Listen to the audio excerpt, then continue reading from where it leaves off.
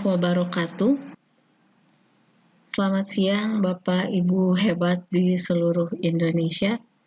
Di sini saya Ririn Purwanti ingin sedikit menjelaskan mengenai pembelajaran berorientasi pada keterampilan berpikir tingkat tinggi.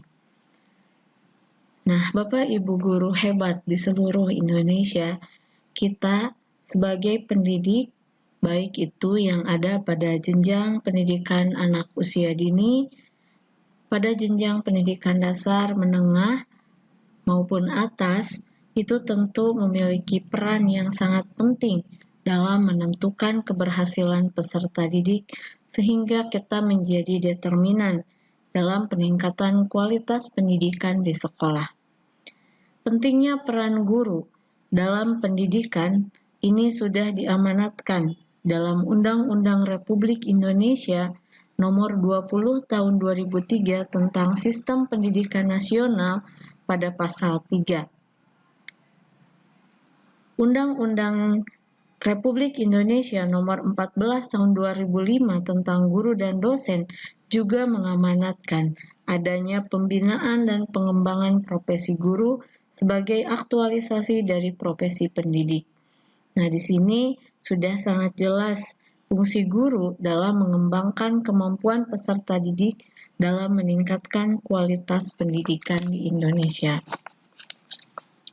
Nah, tentunya adanya pembelajaran berbasis HOTS di sini juga adalah untuk meningkatkan kualitas pendidikan di Indonesia.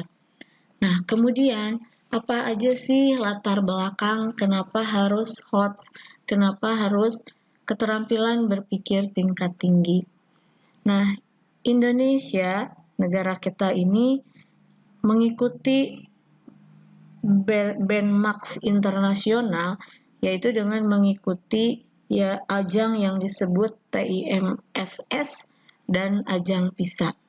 TIMSS ini adalah Trends in International Mathematics and Science Study, sedangkan PISA itu adalah Program for International Student Assessment.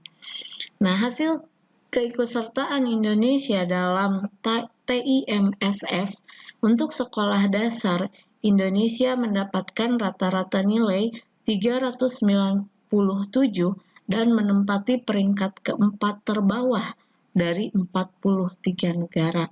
Jadi kita ada di peringkat keempat terbawah.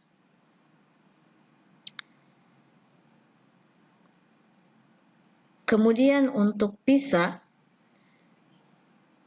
kita mendapatkan rata-rata nilai 403 untuk sains, yaitu peringkat ketiga dari bawah, 397 untuk membaca, atau di sini adalah peringkat terakhir, dan nilai 386 untuk matematika, yang dalam hal ini adalah peringkat kedua dari bawah dari 72 negara yang mengikuti.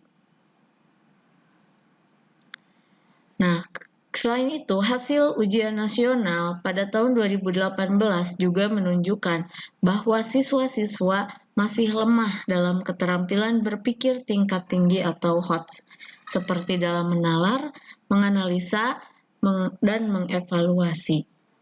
Di sini waktu itu siswa banyak yang memprotes soal-soal ujian nasional, terutama untuk matematika dan IPA, karena katanya soalnya terlalu sulit. Kemudian Menteri Pendidikan Muhadjir Effendi menjelaskan bahwa soal-soal UNBK pada tahun 2018 itu berbeda dengan tahun sebelumnya karena sudah menggunakan soal-soal yang berbasis HOTS. Lalu apa sih HOTS itu? Nah, di sini HOTS itu adalah singkatan dari Higher Order Thinking Skill, atau disebut sebagai keterampilan berpikir tingkat tinggi.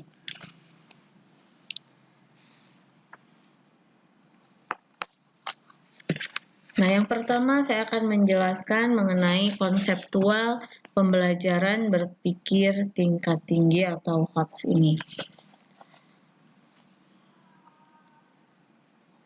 HOTS ini Bapak Ibu dipicu oleh 4 kondisi, yaitu yang pertama, sebuah situasi belajar tertentu yang memerlukan strategi pembelajaran yang spesifik dan tidak dapat digunakan di situasi belajar yang lainnya.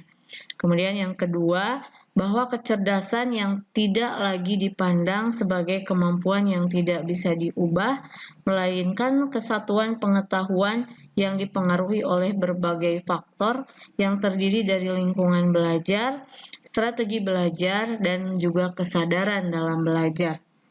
Yang ketiga, pemahaman pandangan yang telah bergeser dari unidimensi, linear, hierarki, atau spiral menuju pada pemahaman pandangan ke multidimensi dan interaktif. Kemudian yang keempat, keterampilan berpikir tingkat tinggi yang lebih spesifik seperti penalaran, kemampuan analisis, kemampuan pemecahan masalah, dan keterampilan berpikir kritis dan kreatif. Menurut beberapa ahli, definisi keterampilan berpikir tingkat tinggi ini salah satunya dikemukakan oleh Resnick pada tahun 1987,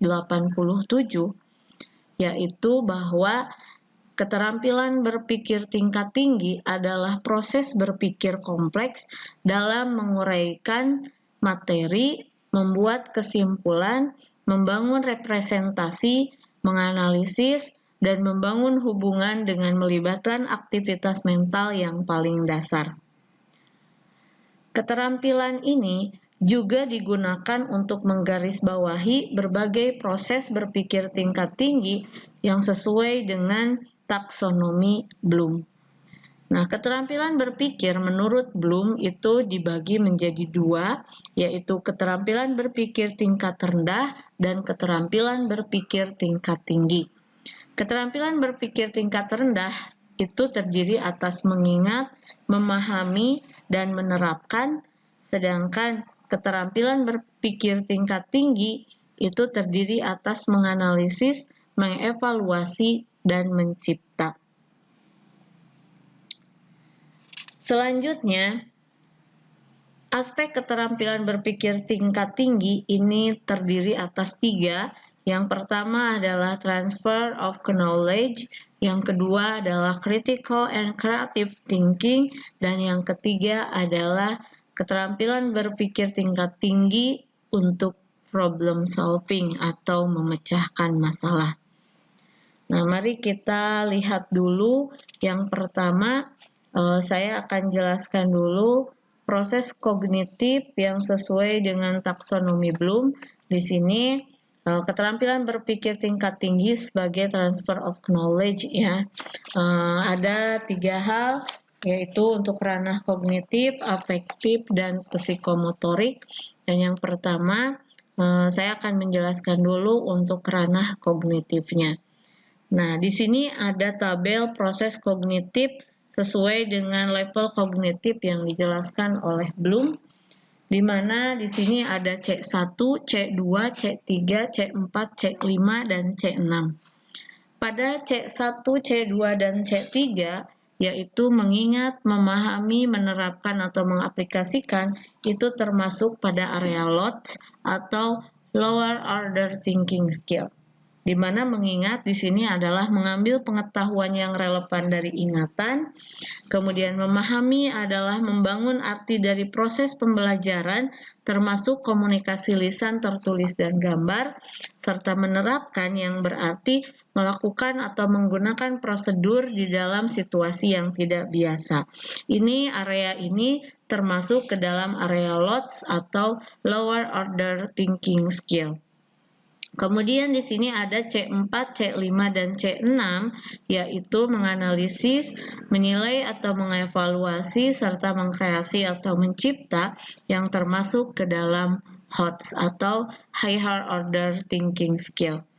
Di mana menganalisis ini berarti memecahkan materi ke dalam bagian-bagiannya dan menentukan bagaimana bagian-bagian itu terhubungkan antar bagian dan ke struktur atau tujuan keseluruhan. Kemudian menilai atau mengevaluasi berarti membuat pertimbangan berdasarkan kriteria atau standar, dan mengkreasi atau mencipta itu berarti menempatkan unsur-unsur secara bersama-sama untuk membentuk keseluruhan secara koheren atau fungsional, menyusun kembali unsur-unsur ke dalam pola atau struktur baru. Nah, selanjutnya Anderson dan Krathwohl melalui taksonomi Bloom yang direvisi kemudian menambahkan rangkaian proses yang menunjukkan kompleksitas kognitif dengan menambahkan dimensi pengetahuan yang terdiri atas pengetahuan faktual, pengetahuan konseptual, pengetahuan prosedural, dan pengetahuan metakognitif.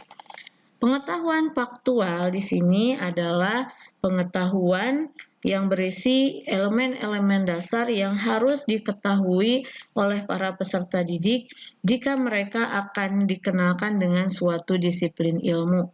Misalnya, untuk matematika, siswa dikenalkan dengan angka-angka. Ini loh angka 1, ini loh angka 2. Untuk misalnya pada jurusan sepeda motor, misalnya teknik sepeda motor, siswa dikenalkan ini pada pengetahuan faktual ini adalah sepeda motor. Bentuknya sepeda motor seperti apa? Yang disebut sepeda motor itu yang mana? Itu adalah pengetahuan faktual. Sedangkan pengetahuan konseptual itu adalah pengetahuan yang meliputi skema-skema, model-model, teori-teori yang di sini merupakan klasifikasi atau generalisasi, juga teori yang meliputi pengetahuan mengenai prinsip-prinsip dan generalisasi. Di sini berarti pada pengetahuan konseptual, setelah siswa tahu mengenai yang mana yang disebut motor, kemudian diberi pengetahuan pada pengetahuan konseptual itu, apa sih pengertian motor itu? Apa sih kegunaan dari sepeda motor itu? Jadi siswa mengetahui apa dan ya kegunaannya dari sepeda motor. Kemudian yang ketiga adalah pengetahuan prosedural, itu adalah pengetahuan mengenai bagaimana melakukan sesuatu. Nah, di sini berarti kalau tadi saya contohkan terkait sepeda motor, berarti pada pengetahuan prosedural itu siswa mengetahui bagaimana cara menggunakan motor, bagaimana cara membuat motor. Itu adalah pengetahuan prosedural. Kemudian yang keempat adalah pengetahuan metakognitif. Ini adalah pengetahuan tentang kesadaran pada diri seseorang, atau istilahnya kita masukkan tanggung jawab. Jadi setelah siswa mengetahui cara membuat sepeda motor, cara menggunakan sepeda motor, nah siswa harus memiliki pengetahuan mengenai tanggung jawab tentang apa yang dibuatnya, tentang apa yang digunakannya. Seperti itu. Itu mengenai pengetahuan faktual, konseptual, prosedural, dan pengetahuan metakognitif. Nah, selanjutnya di sini ada tabel untuk kombinasi dimensi pengetahuan tadi dengan dimensi proses kognitif. Nah, proses kognitif mengingat, memahami, menerapkan, menganalisis, mengevaluasi, dan mencipta dikombinasikan dengan dimensi pengetahuan faktual, konseptual, prosedural, dan metakognitif. Secara singkat, di sini saya jelaskan untuk area yang ditandai dengan warna putih itu adalah area LOTS atau Lower Order Thinking Skill, alias area berpikir tingkat rendah. Artinya meskipun pada tahap metakognitif selama itu masih mengingat, memahami, menerapkan, itu masih LOTS. Kemudian meskipun itu menganalisis, mengevaluasi, dan mencipta, jika itu ada pada area pengetahuan faktual, itu juga masih LOTS.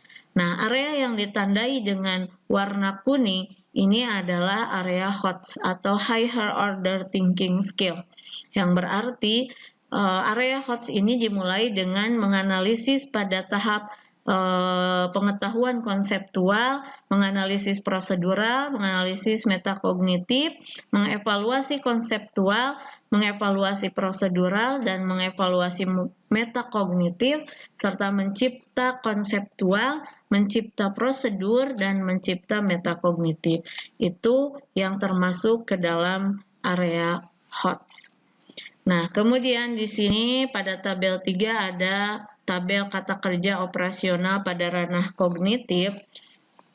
Di sini ada C1, C2, C3, C4, C5, dan C6, di mana untuk mengingat itu kata kerja operasionalnya adalah mengutip, menyebutkan, menjelaskan, menggambar, mengidentifikasi, menunjukkan, memberi label, memasangkan, itu termasuk ke dalam C1, artinya masih berpikir tingkat rendah.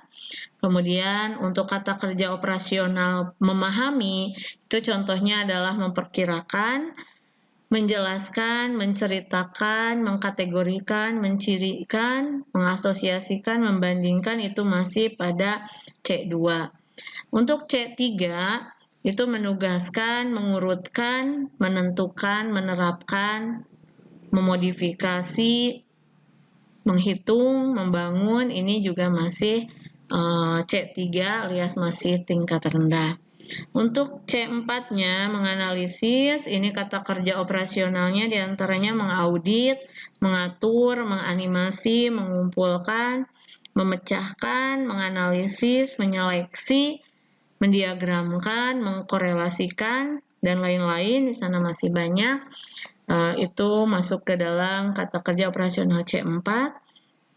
Untuk C5 mengevaluasi, ini diantaranya kata kerja operasionalnya adalah membandingkan, menyimpulkan, menilai, mengarahkan, menugaskan, menafsirkan, mengukur, merangkum, itu ke C5. Sedangkan mencipta C6 itu kata kerja operasionalnya adalah mengumpulkan, mengabstraksi, mengatur, kemudian membangun, mengkreasikan, mengoreksi, meningkatkan, itu dan lain-lain masih banyak di sana sampai menampilkan, itu termasuk pada kata kerja operasional ranah kognitif C6 dan yang paling tinggi. Kemudian selain ranah kognitif, di sini juga ada ranah afektif. Nah, Caldwell dan Bloom itu menjelaskan bahwa ranah afektif itu berhubungan dengan sikap, nilai, perasaan, emosi, serta derajat penerimaan atau penolakan suatu objek dalam kegiatan pembelajaran. Nah, di sini Caldwell dan Bloom kemudian membaginya menjadi 5 kategori, yaitu penerimaan, menanggapi, penilaian, mengelola, dan karakterisasi. Penerimaan di sini berarti semacam kepekaan dalam menerima rangsangan atau stimulasi dari luar yang datang kepada diri peserta didik. Untuk menanggapi, itu adalah suatu sikap yang menunjukkan adanya partisipasi peserta didik dalam mengikut sertakan dirinya dalam fenomena tertentu dan membuat reaksi terhadapnya dengan salah satu cara. Kemudian pada penilaian, di sini peserta didik memberikan nilai, memberikan penghargaan dan kepercayaan terhadap suatu gejala atau stimulus tertentu. Dan pada mengelola, di sini siswa mengkonseptualisasi nilai-nilai menjadi sistem nilai serta pemantapan dan prioritas nilai yang telah dimiliki. Pada karakterisasi di sini adalah keterpaduan semua sistem nilai yang telah dimiliki oleh seseorang yang mempengaruhi pola kepribadian dan tingkah lakunya. Untuk kata kerja operasionalnya, di sini saya tidak menggambarkannya dalam tabel, tapi akan saya sebutkan. Untuk kata kerja operasional ranah afektif, pada tahap menerima ini adalah mengikuti, menganut, mematuhi, dan meminati. Sedangkan untuk tahap menanggapi atau merespon, ini kata kerja operasionalnya adalah menyenangi, mengompromikan, menyambut, mendukung, melaporkan, memilih, memilah, menolak, menampilkan, menyetujui, dan mengatakan.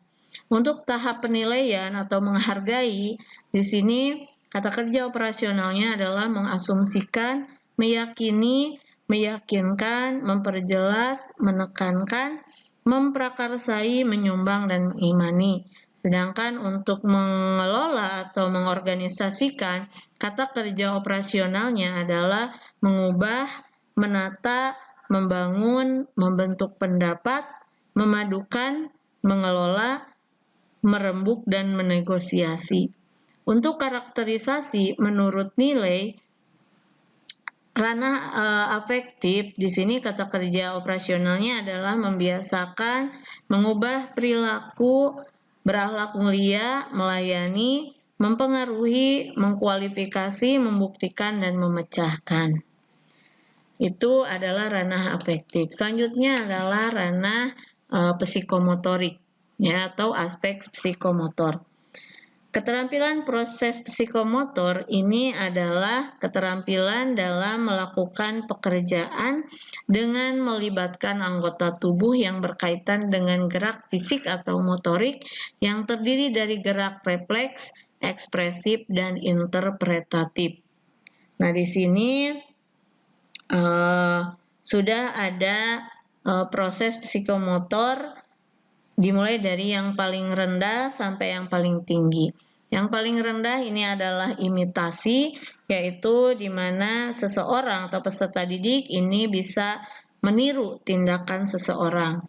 Kemudian yang tahap kedua adalah manipulasi, ini di mana seseorang bisa melakukan keterampilan atau menghasilkan produk dengan cara mengikuti petunjuk umum, bukan berdasarkan observasi. Jadi pada kategori ini siswa dipandu melalui instruksi tertentu untuk melakukan keterampilan tertentu. Jadi masih dalam tahap dipandu. Kemudian yang ketiga adalah presisi. Di sini berarti siswa secara independen melakukan keterampilan atau menghasilkan produk dengan akurasi, proporsi, dan ketepatan. Nah, dalam bahasa sehari-hari, presisi ini bisa dianggap sebagai tahap mahir. Jadi siswa sudah mahir dalam membuat atau melakukan sesuatu. Yang keempat adalah artikulasi. Di sini artinya siswa memodifikasi keterampilan atau produk agar sesuai dengan situasi baru atau menggabungkan lebih dari satu keterampilan dalam urutan yang harmonis dan konsisten. Jadi siswa sudah bisa membuat sesuatu yang disesuaikan dengan situasi pada zaman sekarang, misalnya pada situasi yang sedang berkembang.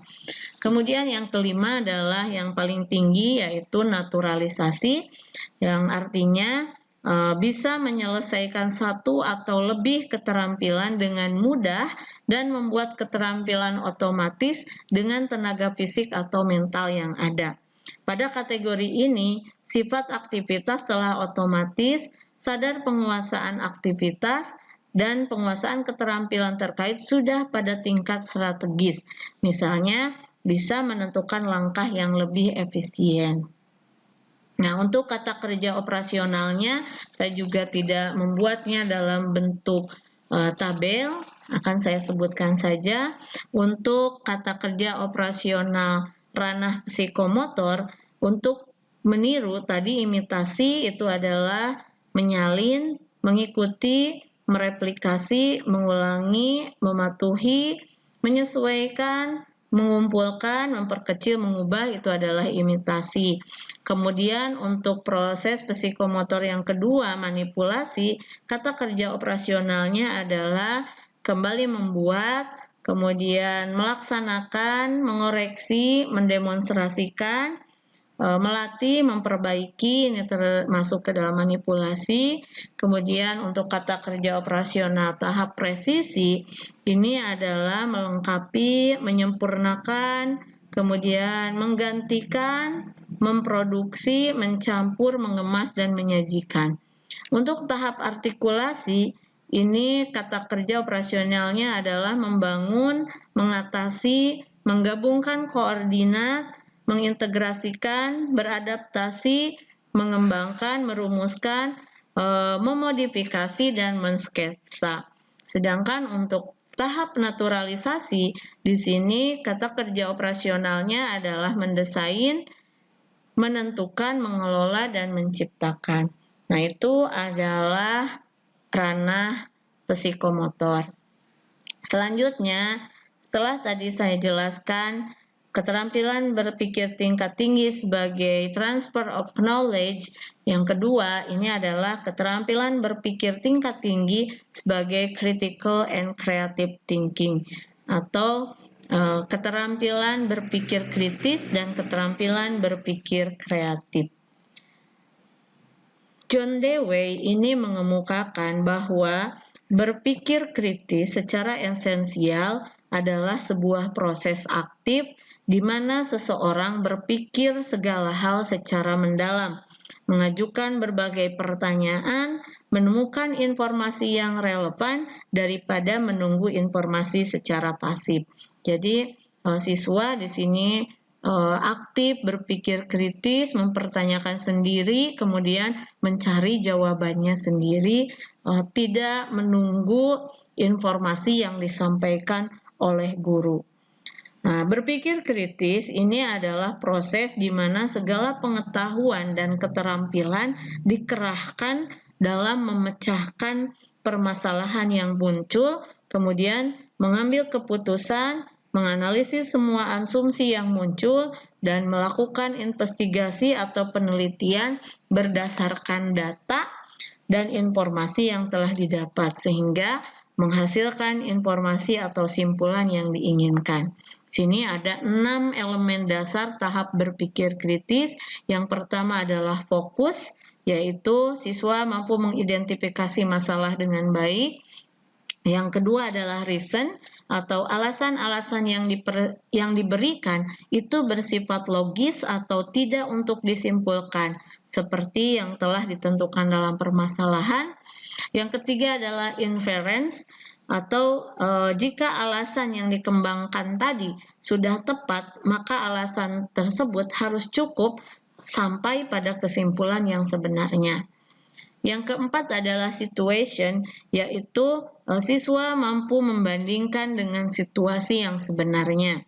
Nah, jadi permasalahan tadi dibandingkan dengan situasi yang sebenarnya. Yang kelima adalah clarity, yaitu harus ada kejelasan istilah maupun penjelasan yang digunakan pada argumen sehingga tidak terjadi kesalahan dalam mengambil kesimpulan. Lalu yang keenam adalah overview, yaitu pengecekan terhadap sesuatu yang telah ditemukan, diputuskan, diperhatikan, dipelajari, dan disimpulkan tadi. Nah, sebagian dari kita adalah bukan seseorang yang dilahirkan alami sebagai pemikir kreatif, sehingga tentunya berpikir kreatif dan kritis ini adalah sesuatu yang harus dilatih dalam sehari-hari. Tentunya sebagai pendidik, nah kita juga harus membiasakan untuk melatih siswa untuk berpikir kritis dan kreatif.